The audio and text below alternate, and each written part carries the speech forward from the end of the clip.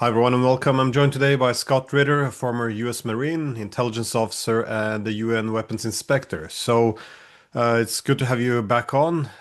We see now that Israel has attacked Iran in a massive surprise attack, an illegal war of aggression with consequences we certainly cannot predict yet. But what do we know so far? Well, what were the targets and what is the extent of damage to Iran? Well, what we know is that this was not a spontaneous act by Israel, but rather a well-planned action that has been over a year in the preparation, and that it has apparently been closely coordinated with the United States in every aspect of this strike. Um, we also know that this was a very sophisticated attack, not just in terms of the technology used to deliver kinetic damage to Iran, but that this attack has incorporated um, a decapitation element to specifically eliminate targeted personalities from the Iranian government, people who uh, would be at the center of strategic decision making. Um, this attack, I believe, is a precursor for a campaign whose objective goes beyond simply seeking to um, eliminate Iran's nuclear infrastructure and the potential threat derived from such. I believe this is a campaign whose ultimate objective is regime change in Iran, because from the Israeli perspective, Israel will only be secure once the existing theocracy in Iran has been removed from power. So this is an existential struggle, and I think it's important for people who are watching what's happening to understand that this is not a conflict that can end in negotiation. This is a conflict that only ends in death and destruction of one of the two nations currently involved. Either Israel is fundamentally defeated and eliminated as a regional threat, or Iran is fundamentally defeated and eliminated as a regional threat. At this juncture, I don't see any middle ground. One of the targets besides military leadership, some civilian targets, but the nuclear reactors, I guess, is the most important thing. Do we know anything yet about radiation leaks or anything like this? Well, initially, the international, um, no, I'm sorry, the Iraqi or the Iranian um, nuclear organization reported that there was no radiation leaks, but now apparently there is some radiation leaks being detected from at least one of the halls um, at Natanz, which is Iran's first nuclear enrichment facility, and for a while was its main nuclear enrichment facility. It has some underground enrichment, cascade production areas um, that were considered to be protected from attack, but taking a look at some of the Israeli bunker busting munitions that were apparently dropped on Natanz, it appears that they were successful in at least collapsing one of these structures. And there is apparently radiation has been detected. And the missiles of Iran, because of course they have very powerful retaliatory capabilities, but it's said to be stored mostly underground. Do we know anything yet about this, and to what extent the Israelis were able to destroy Iranian missiles? Well, what is clear is that Israel has targeted um, most, if not all, of the Iranian so-called missile cities and these underground missile storage areas. Moreover, Iran had um, a certain level of retaliatory capacity that was deployed already in the field, awaiting orders. And it appears that these missiles likewise have been targeted by Israel, both using bunker busting munitions. Um, but apparently, there was a significant Israeli special forces presence on the ground. Video has emerged, released by the Israelis, that show what appear to be special operations forces setting up what are known as spike missiles, which is a line of sight anti tank weapon that can be used for a number of other tasks. And apparently, These special forces have been monitoring and tracking Iran's mobile ballistic missile strike capability and have eliminated them using a combination of drones and these spike missiles.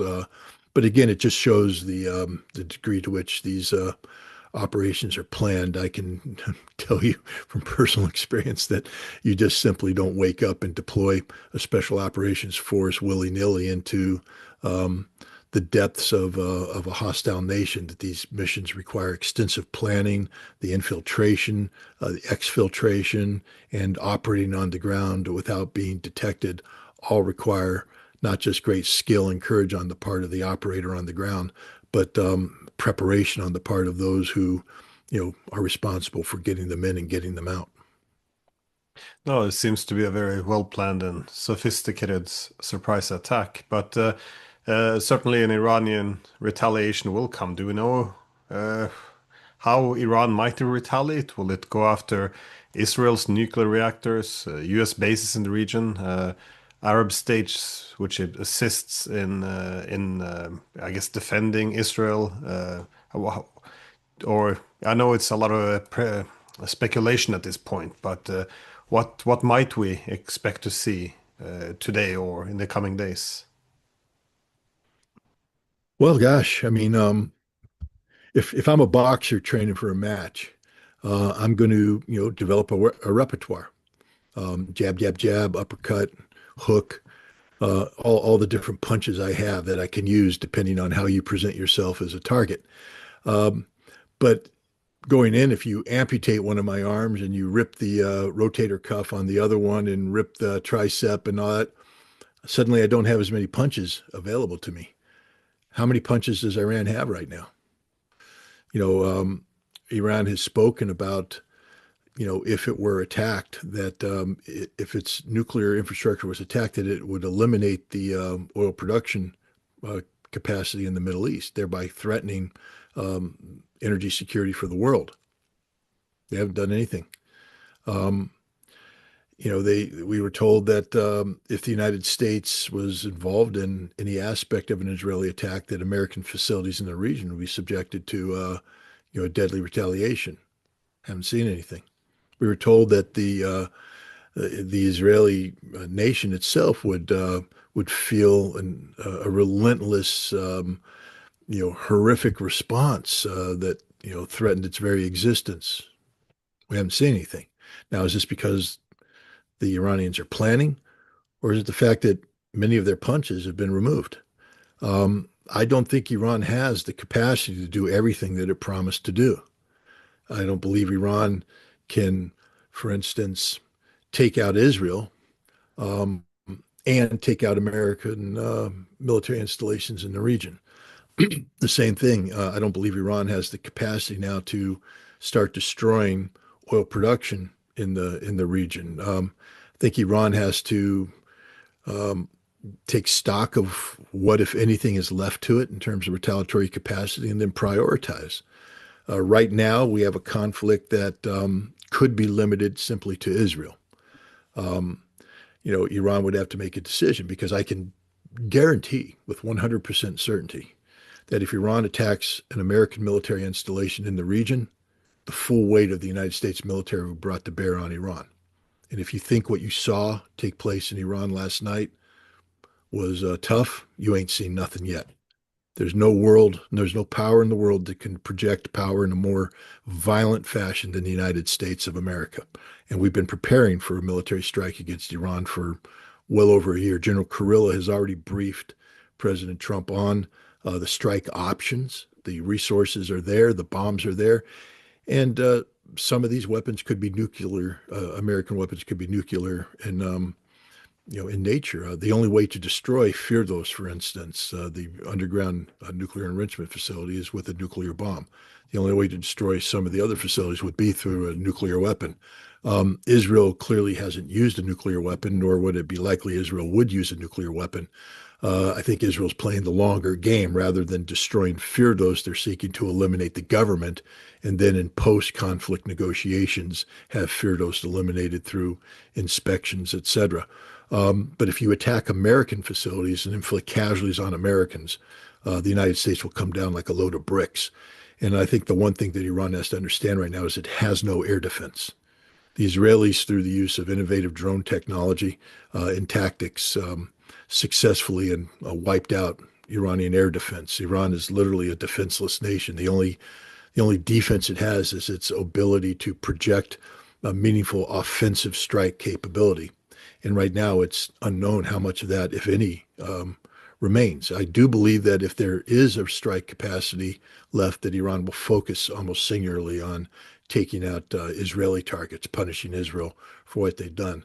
Um, but the idea that Iran is going to do this broad brush attack of all the targets, I think that that's no longer viable because I think Israel has successfully interdicted a significant aspect of Iran's potential retaliation capacity. You mentioned before, you spoke about American culpability, but there's been some mixed signals there. Marco Rubio's come out, said, this was done by Israel alone, while Trump has been tweeting out a bit cryptic tweets, but nonetheless, it seems kind of evident by the language that the United States has, well, not only known about this, but also to some extent participated. Again, the way he writes, it's very hard to yeah, to say anything with certainty. But is there any possibility that the United States was not involved in this attack? Not at all. Um, the United States was involved in this attack. We have, there's only one commander in chief. And while, one can respect Marco Rubio as a Secretary of State, understand this. Um, Even as Secretary of State, he's not knowledgeable of everything the United States agrees upon. And much of the interaction that's been taking place has been outside the purview of Marco Rubio. And his job is to provide cover for the president, deniability for them. But then he's undone by the president, who just comes out and straight up tweets, "We did it. I warned you. 60 days. It's now the 61st day. Aha. Well, there you go, Donnie. So you were involved. All those weapons that Israel used, we gave it to them, knowing they were going to take out the leadership and targets. Don't you mess with America." This is, I mean, literally, I spoke earlier with Judge Napolitano, and I said, if Marco Rubio was the defense and he came out and was making his case that America wasn't involved, and then the Iranian prosecutor came and dropped, Donald Trump's social media postings, I said, "What happens to the American defense?" He said, "It's out the window."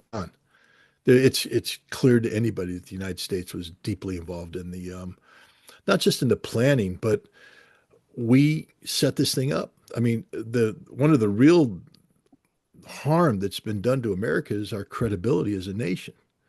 We were supposed to be engaged in meaningful diplomatic negotiations with the Iranians to resolve this issue, and that we were getting ready for the sixth round. And by any indication, based upon some of the reporting come out, there were some serious concessions being considered, that Iran was really working forward, working hard to get a deal done. Um, and yet it appears that we weren't negotiating in good faith, that what we were simply doing is buying time to lull the Iranians into a false sense of complacency.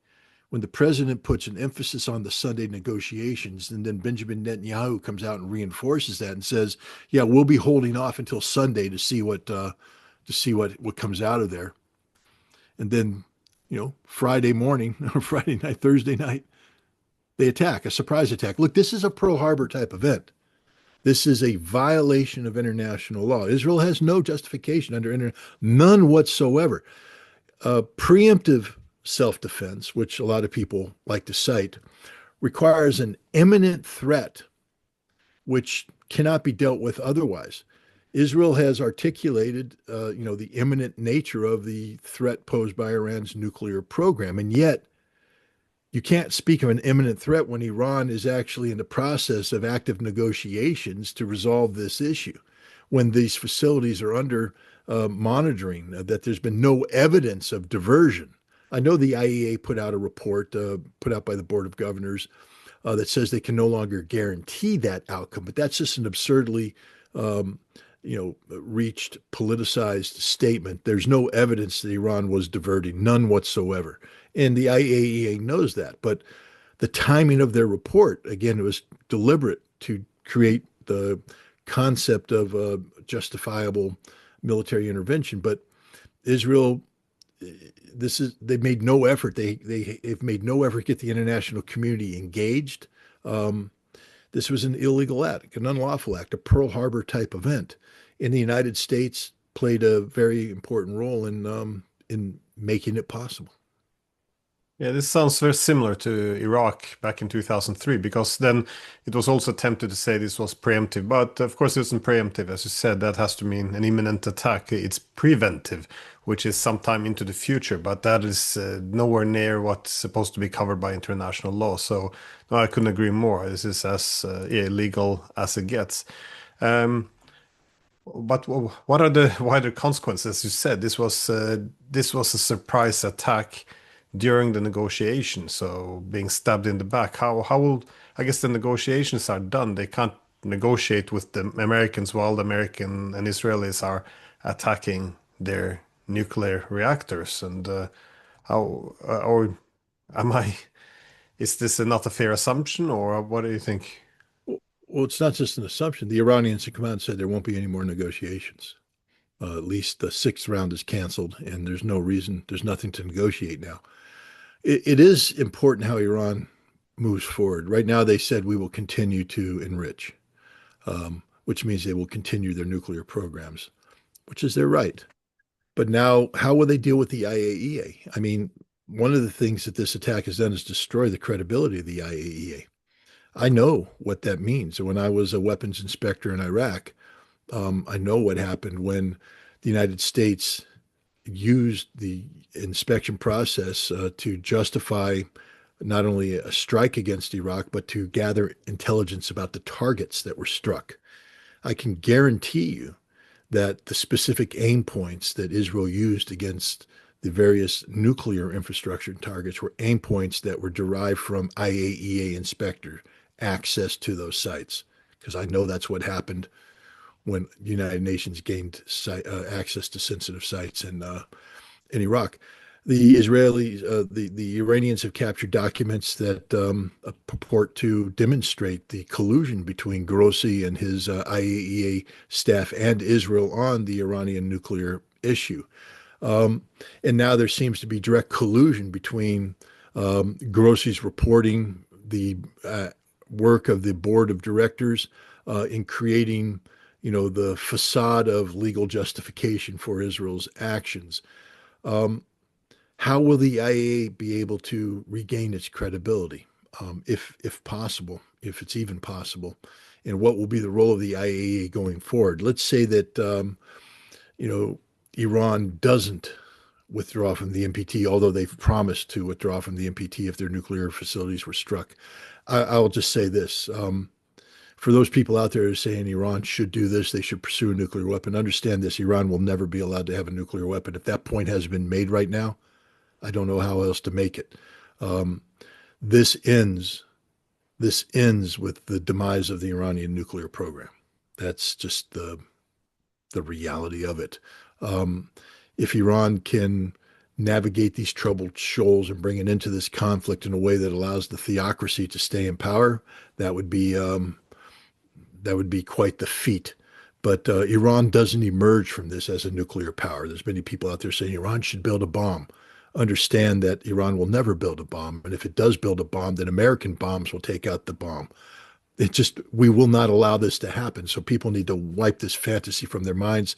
And hopefully the Iranian leadership will do the same thing. They don't want America to become directly involved in this war. What they want to do is inflict so much harm on Israel that Israel itself asks for a cessation of this conflict in a way that allows Iran to continue to exist. Um, but from a this is just destabilizing in the extreme. The Iranian nuclear program, will not exist in the way that it it had exist and where the way that Iran wanted it to exist. This is a game-changing event in every way, shape, and form. Yeah, and again, I wanted to ask you my last question if you see this any path, what it looks like, a possible path to wider regional war. Again, the Israeli attacks are ongoing, if I'm not mistaken. They're having Yep. several waves now against Israel. So again, this is happening as we speak. But how do you see this possibly spreading into a regional war, or how do you? Again, it's very hard to make any predictions at this point. But what are possible developments from here on as you see it? If you would, I guess, Well, look at possible scenarios. the Israelis have said that if Iran retaliates, what Israel said is, allow us to finish the job. We have begun an attack that's designed to destroy your nuclear infrastructure. What we ask you to do is just sit back and do nothing and let us finish this job. But if you attack us, if you retaliate, then we will strike your oil production facilities. We will basically destroy the viability of the Iranian economy going forward.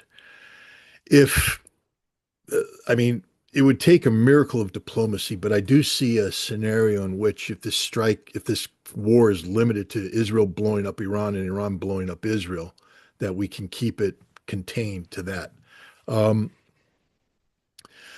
But if Israel does attack Iran's oil infrastructure, I think Iran has no point, there's no other option at that point but to take out regional oil production facilities in Saudi Arabia. And again, it appears that Saudi Arabia has been colluding with the United States and Israel to help lull Iran into a false sense of complacency. The Chinese brokered rapprochement appears to have been empty. The visit of the Saudi Minister of Defense to Iran was designed to help Iran lower its guard. That the Gulf Arab states have been colluding with Israel and the United States to bring about this very outcome. Um, if Iran makes a decision to retaliate against regional energy production capabilities, that will be a disaster for the entire world. Then we also have to ask ourselves, what is the role of Russia going forward? Russia signed a strategic framework agreement in January of this year. Iran helped Russia out with drone technology at a critical time in the special military operation, and Iran has been singled out by Israel and the United States for punishment because of this. Um, Russia has built major, economic plans in the future premised on the notion of a north-south economic corridor connecting Russia with Iran, and also working with China on a new Silk Road, which was just proven. A train arrived from China to Tehran just a while back. If the goal of this campaign is, as I believe it is, regime change, that means that the United States and Israel seek to take Iran off the board. And that's very disruptive to the plans of Russia, China. Iran is a BRICS member, and a BRICS member right now is facing an existential fight for its survival. Um, can Russia afford to stay silent on this issue? And what, if anything, can Russia do to help preserve the sovereignty and survivability of one of its close allies? And if Russia does nothing and sits back and allows the United States and Israel to pick Iran off, um, where's the line going to be drawn? So this conflict has great potential of exploding out of control.